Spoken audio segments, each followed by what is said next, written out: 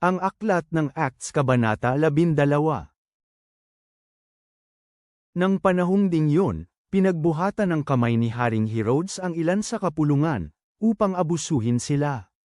Pinatay niya si Santiago na kapatid ni Juan sa pamamagitan ng espada. Nang makita niya na nalugod ang mga Hudyo, ipinadakip din niya si Pedro. Ito ay sa panahon ng mga tinapay na walang lebadura. Pagkatapos siyang dakipin, ipinabilanggo siya at nagtalaga ng 4 na pangkat ng mga sundalo upang siya ay bantayan. Binabalak niyang iharap si Pedro sa mga tao pagkatapos ng Paskwa. Kaya nanatili si Pedro sa kulungan, ngunit ang kapulungan ay masigasig na nanalangin sa Diyos para sa kanya. Nang araw bago siya ilabas ni Herodes, nang gabing iyon, natutulog si Pedro sa pagitan ng 2 kawal, gapos ng 2 mga tanikala at nagbabantay ang mga bantay sa harap ng pintuan ng bilangguan. At biglang lumitaw ang isang anghel ng Diyos sa kanyang tabi at isang ilaw ang lumiwanag sa bilangguan. Tinapak niya si Pedro sa tagiliran at ginaisang at sinabi, "Bumangon kang madali." Pagkatapos nahulog ang kanyang mga kedena sa kanyang mga kamay. Sinabi sa kanya ng anghel, "Magdamit ka at isuot ang iyong sandalyas." Ginawa nga ito ni Pedro. Sinabi ng anghel sa kanya, "Isuot mo ang iyong panlabas na kasuutan at sumunod ka sa akin." Kaya sumunod nga si Pedro sa anghel at lumabas. Hindi niya alam na ang nangyari sa pamamagitan ng anghel ay totoo. Ang akala niya nakakakita siya ng isang pangitain. Pagkatapos nilang makalampas sa una at sa pangalawang bantay, nakarating sila sa pintuang bakal na patungo sa lungsod, kusa itong bumukas para sa kanila. Lumabas sila at bumaba sa isang kalye, at kaagad siyang iniwan ng anghel. Nang matauhan si Pedro, sinabi niya, "Ngayon, aking napatunayan na ipinadala ng Diyos ang kanyang anghel at iniligtas ako sa kamay ni Herodes, at mula sa lahat ng inaasahan ng mga mamamayang Hudyo." Pagkatapos niyang maunawaan ito, dumating siya sa bahay ni Maria na ina ni Juan na ang huling pangalan ay Marcos. Maraming mananampalataya ang nagkatipon doon at nananalangin. Nang kumatok siya sa may pintuan ng tarangkahan, isang aliping babae na nagngangalang Roda ang pumunta upang sumagot.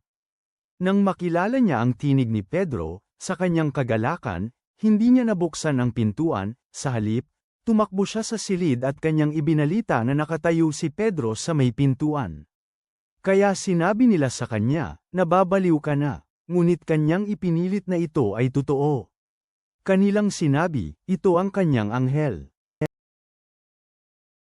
Ngunit patuloy pa rin si Pedro sa pagkatok, at nang kanilang buksan ang pintuan, nakita nila siya at sila ay namangha. Sumenyas si Pedro sa kanila sa pamamagitan ng kanyang kamay na tumahimik, at sinabi niya sa kanila kung paano siya inilabas ng Diyos sa bilangguan. Sinabi niya, "Ibalita ninyo ang mga bagay na ito kay Santiago at sa mga kapatid." Pagkatapos umalis siya at nagpunta sa ibang lugar. Nang sumapit na ang araw, gulong-gulo ang mga kawal tungkol sa nangyari kay Pedro.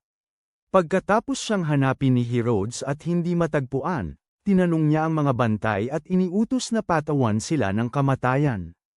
Pagkatapos siya ay bumaba mula Judea hanggang Caesarea at nanatili doon. Ngayon galit na galit si Herodes sa mga taga-Tyro at Sidon.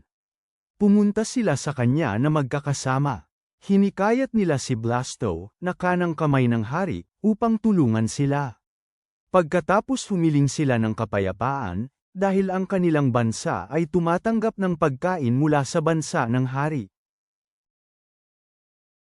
Nang dumating ang takdang araw, nagbihis si Herodes ng marangyang kasuutan at umupo sa trono. Nagsalita siya sa kanila. Sumigaw ang mga tao, ito ang tinig ng isang Diyos, hindi ng isang tao. Kaagad siyang hinampes ng isang anghel ng Panginoon, dahil hindi niya ibinigay ang kaluwalhatian sa Diyos, kinain siya ng mga uod at namatay. Ngunit lumago at lumaganap ang salita ng Diyos. Nang matapos ni Bernabe at Saul ang kanilang misyon sa Jerusalem, bumalik sila mula doon. Isinama nila si Juan na ang huling pangalan ay Marcos. Ama naming nasa langit, Kami ay lumalapit sa iyo na may mga pusong puno ng pasasalamat, na kinikilala ang iyong kapangyarihan na magligtas sa amin mula sa aming mga pagsubok tulad ng iyong ginawa kay Pedro sa bilangguan. Tulungan mo kaming magtiwala sa iyong banal na plano kahit na sa aming pinakamadilim na sandali at manatiling matatag sa panalangin. Naway maimpluwensyahan kami ng pananampalataya ng mga nagtitipon upang mamagitan, at naway ang aming mga panalangin ay maging masigasig at hindi natitinag. Hayaang magningning ang iyong liwanag sa aming landas, sa pangalan ni Jesus. Amen.